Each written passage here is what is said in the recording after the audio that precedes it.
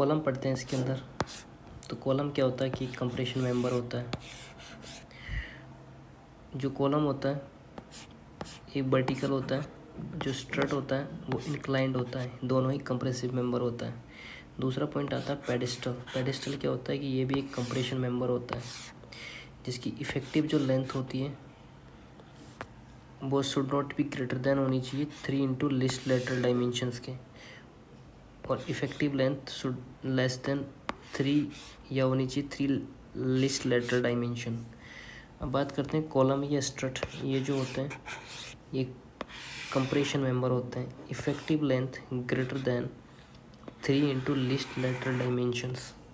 Fourth number पे आते हैं short compression member. Short compression member या short column when both LEX by D और LEY बाई वी है वो लेस देन होना चाहिए 12।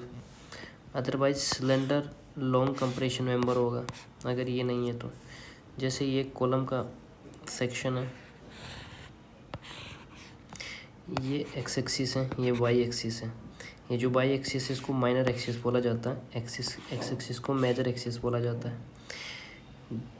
तो जो माइनर एक्सिस पे जो डी एक्स बराबर डी होता है और माइनर एक्सिस पे जो डी वाई बराबर बी होता है, तो जो LEX होता है ये effective length in respect of major axis होती हैं। क्या होती हैं? जो LEX जो होता है ये effective length in respect of major axis होती हैं। LEY जो होती हैं इफ़ेक्टिव लेंथ होती है इन respect of the minor axis के रिस्पेक्ट में लेंथ होती हैं। B जो होता है ये विड्थ ऑफ मेंबर होता है। D जो होता है depth in respect of the major axis होता है। ठीक है, अगर B लेस देन D है तो B एटलीस्ट लेटरल डायमेंशन होगी। सो स्लेंडरनेस रेशियो क्या होता है? Effective length divide by the lateral dimension. अब बात करते हैं slenderness ratio with respect to the major principal axis. So lambda x is equals to होता है LEX divide by DX is equals to LEX by D। Same way LY भी होता है LEY divide by DY और LEY by B होता है। तो अगर LEX is equals to LEY होगा then del y greater than del x, मतलब जो ये लैम्बडा वाई जो होगा ये मैक्सिमम स्लेंडरनेस रेशियो होगा। सो इसमें क्या होता है? डेल मैक्स बराबर क्या होता है? Effective length divide by least lateral dimensions होता है। पाँचवें पॉइंट पे बात करते हैं unsupported length of compression member. Unsupported length of compression member ये क्लियर डिस्टेंस होती है बिटवीन एंड्स रेस्ट्रेन एक्सेप्ट। पहला आता है in a beam and slab construction. L जो होता है क्लियर डिस्टेंस होती है between floor and the under sides of shallower beam framing into the column in each direction at the next higher floor level. Next बात करते हैं in flat slab construction. L जो होता है वो क्लियर डिस्टेंस बिटवीन होती है floor and lower extremity. यहाँ पर क्या था? यहाँ पर था between floor and under sides of the shallowers, और यहाँ क्या है? Between floor and lower extremity of the capital drop panel और slab whichever is least. छठे नंबर पे आता है effective length of compression member LE। So ये क्या होता है? Effective length of compression member distance between point of inflection in the bulked configurations of column in that plane. Length of column is that effectively participate in buckling. Length of column that effectively participate in buckling. So L effective is equals to होता है K into L, जहाँ पर जो K जो होता है वो होता है effective length divided by unsupported length। K होता है effective length ratio और factor, and K is the function of degree of rotational and translation restraint at the column ends होता है। अब बात करते हैं theoretical values of effective length and recommended values of effective length के बारे में। अगर बात करते हैं कि जो both end है fixed है तो जो theoretical value होगी वो 0.5 होगी और जो recommended value होगी वो 0.65 L होगी। नेक्स्ट आता है कि अगर एक एंड जो हिंज्ड है और दूसरा एंड फिक्स्ड है तो उसके लिए जो रिकमेंडेड वैल्यू होगी थ्योरेटिकल वैल्यू जो होगी 0.7 होगी और रिकमेंडेड वैल्यू जो होगी वो 8 होगी। ठीक है। अगर बोथ साइड हिंज्ड है तो थ्योरेटिकल वैल्यू और रिकमेंडेड वैल्यू दोनों ही सेम होती हैं ऐसी स्थिति में, ठीक है। और सेम और कौन सी कंडीशन में होती हैं, एक साइड फिक्स हो और एक साइड फ्री हो, तब भी दोनों में सेम होती हैं 12 कौन कौन सी, थ्योरेटिकल वैल्यू और रिकमेंडेड वैल्यू। अब बात करते हैं इस वाली पोजीशन के लिए कि एक एंड फिक्स्ड है, दूसरा जो not in position but fixed है, तो ये हो जाएगा थ्योरेटिकल वैल्यू एल और दूसरा जो हो जाएगा 1.20 एल हो जाएगा। नेक्स्ट कंडीशन जो होती है उसमें क्या होता है कि एक एंड फिक्स्ड है और पर दूसरा and partially restrained against rotation but not held in position, तो इसके लिए क्या हो जाएगा 1.50 हो जाएगा, ठीक है। और अगला जो केस है, एक एंड हिंज है, दूसरा partially restrained against rotation but not in position जो है उसके लिए 12 हो जाएगी वैल्यू, इसके लिए भी 12 हो जाएगी। तो 12 किस किस के लिए होगी, दो केस में, जब फ्री वाला केस है और ये वाला केस है, तो इसमें 12 वैल्यू हो जाती हैं। अगर एल इफेक्ट इंक्रीज होगा तो चांस ऑफ बकलिंग भी इंक्रीज हो सकते हैं। नेक्स्ट बात करते हैं कॉलम की 7, कॉलम की minimum nominal cover to meet durability criterias. जो कॉलम की जो नॉमिनल कवर होती हैं वो 40 mm और 5 होती है, दोनों में से जो मैक्सिमम होती हैं, but if minimum dimensions is less than 200 mm है प्लस 5 जो है वो लेस देन 12 mm है, तो नॉमिनल कवर जो होता है वो मिनिमम वो हो जाता है 25, इन केस कितना हो जाता है 25 mm हो जाता है। ये बिल्कुल वही है कि लेस देन 12 mm और ग्रेटर देन 12 mm, तो अगर लेस देन 12 mm है तो 25 mm हो जाएगा और ग्रेटर देन है तो 40 mm हो जाएगा, उसको नॉमिनल भी बोला जाता है। 8वें नंबर पर आता है composite column. Metal core area जो होता है वो should be greater than 20% of gross section area of column होना चाहिए, जो मेटल के कोर है। अब बात करते हैं minimum clearance between spiral and metal core, वो होती है 75 mm। क्लियरेंस की बात करिए, minimum clearance between spiral and metal core, but if core has structural steel H column then कितना हो जाएगा, मिनिमम क्लियरेंस 50 mm हो जाएगा। अब बात करते हैं slenderness limit for column to decide maximum permissible length. पहला आता unsupported length between end restrained. Slenderness ratio की जो लिमिट होती है वो अनसपोर्टेड लेंथ के लिए बिटवीन एंड रेस्ट्रेंड वो should not be greater than होती है 60 इंटू लिस्ट लेटरल डायमेंशंस के। दूसरी बात करते हैं if in any given plan one end of column is unrestrained. यहाँ क्या था कि length end restrained, unsupported length between end restrained. If any given plane one end of column is unrestrained तो उस जगह पे होती 100b²/d, ठीक है। नेक्स्ट बात करते हैं मिनिमम एसेंट्रिसिटी 10 नंबर पर। एज पर IS 456/2000 column shall be design for minimum eccentricity. तो क्या होती है minimum, L unsupported divide 500 plus L lateral divide by 30 but minimum of 20%। Major axis minor axis, EX जो eccentricity with respect to the major axis, EY जो है minimum eccentricity of the by axis.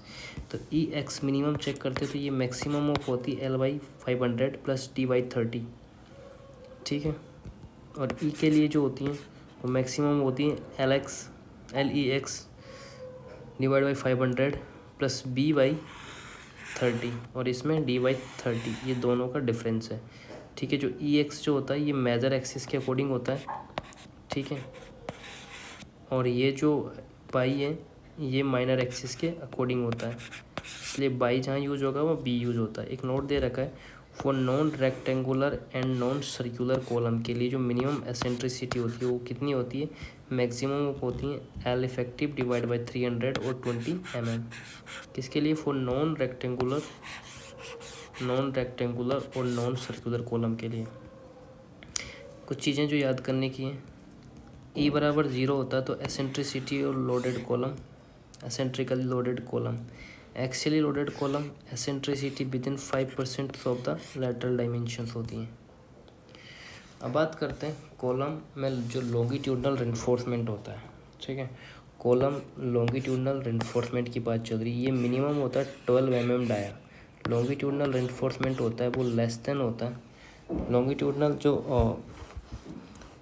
Longitudinal reinforcement की बात कर रहे हैं जिसमें 12 mm diameter use होता है। तो मिनिमम जो ASC मिनिमम जो होता है ना वो 0.8% of the gross section area of column होता है, और जो मैक्सिमम होता है ASC मैक्सिमम वो 6% of the cross section area of column होता है। प्रैक्टिकली जो ये 4% to avoid difficulty in placing of compacting के लिए होता है, ठीक है।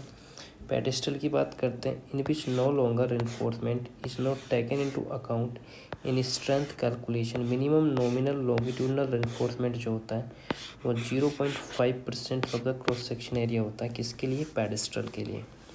कुछ चीज़ें जो याद रखने की है, minimum percent of steel based on concrete area required to resist direct stress and not upon actual stress. Remember क्या, minimum percentage of steel based on होती है concrete area required to resist direct stress not upon actual area. तो column जो है इसमें minimum longitudinal bar 5 जो greater than 12 mm, जो rectangular के लिए 4 होता है और सर्क्यूलर के लिए 6 होता है।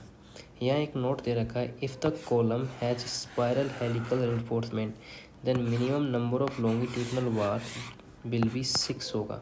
If column has spiral helical reinforcement then minimum number of longitudinal bar इतना। Spacing of longitudinal bar measured along the periphery of column should not exceed 300 mm। समझ रहे हो? तो spacing of the longitudinal transverse bar measured along the this things. Next आता है 12 वाला, transverse reinforcement इन column. ये क्या करता है? ये प्रिवेंट करता है buckling of reinforcement, gives confinement to concrete, hold the bar in place, increase the resistance against shear torsion. अब बात करते हैं लेटरल टाइज जो रेनफोर्समेंट के अंदर आती हैं। लेटरल टाइज में 2 चीज़ें होती हैं, एक तो मिनिमम डायमीटर और एक मैक्सिमम पिच। मिनिमम जो डायमीटर होती है, जो मैक्सिमम ऑफ होती है 5/4 और 6 mm, इन दोनों में से जो ज़्यादा आगा वो उसकी मिनिमम डायमीटर होगी।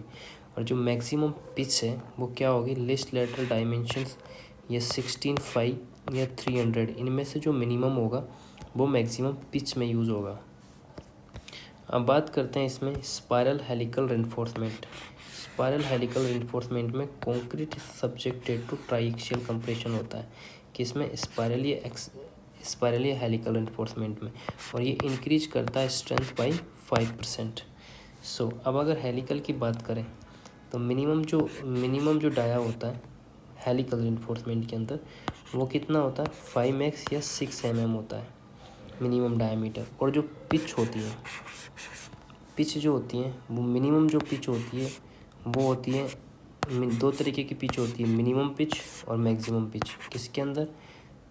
हेलिकल रेनफोर्समेंट के अंदर। तो मिनिमम पिच होती है मैक्सिमम ऑफ 3πh या 25 mm होती है, ठीक है। और जो मैक्सिमम जो होती है पिच वो होती है D/6 या 75 mm। इन दोनों में से जो मिनिमम होगा वो ये चीज़ यूज़ होती है। अब बात करते हैं यहाँ पर कि ये कोर है, ठीक है। ये 5 जो है ये हेलिक्स है, ये जो इंटरनल का ये DC है और ये जो है DD है। So DC is diameter of core, D-2 for nominal cover to helical bar, और DH जो होता है वो centre to centre between helical bars होता है, और DH जो होता है वो DC-DH होता है, ठीक है। इसको समझना एक बार दोबारा। ग्रॉस एरिया जो होगा इसका वैसे ही होगा जैसे हमेशा होता है। जो मोस्ट सेटिस्फाई है वो होता है BH बाई जो BC है वो लेस देन इक्वल टू होना चाहिए 0.36 FCK/बाई या AG बाई AC-1। किसके लिए? FY ग्रेटर देन 415 से ज़्यादा नहीं होना चाहिए। अब बात करते हैं वॉल्यूम ऑफ कोर के बारे में। वॉल्यूम ऑफ कोर क्या होता है इसको याद रखना। वॉल्यूम ऑफ कोड जो होता है π/4 into D square into 100 mm होता है, is equals to AC into 1 metre होता है। बात करते हैं वॉल्यूम ऑफ हेलिकल रेनफोर्समेंट, ये इक्वल होता है cross section area of spiral into total turn length in 1 metre.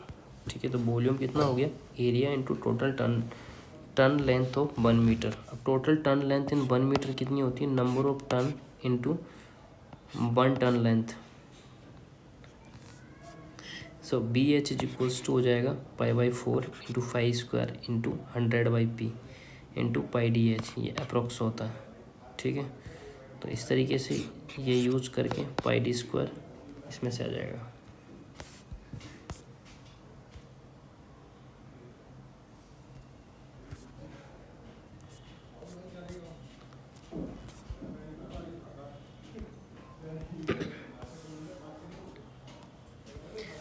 अब बात करते हैं limit state of collapse.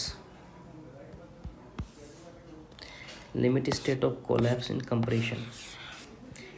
In addition to the assumptions 38.1a और 38.1a following shall be assumed। पहला है the maximum compressive strain in concrete in axial compression जो होता है वो 0.00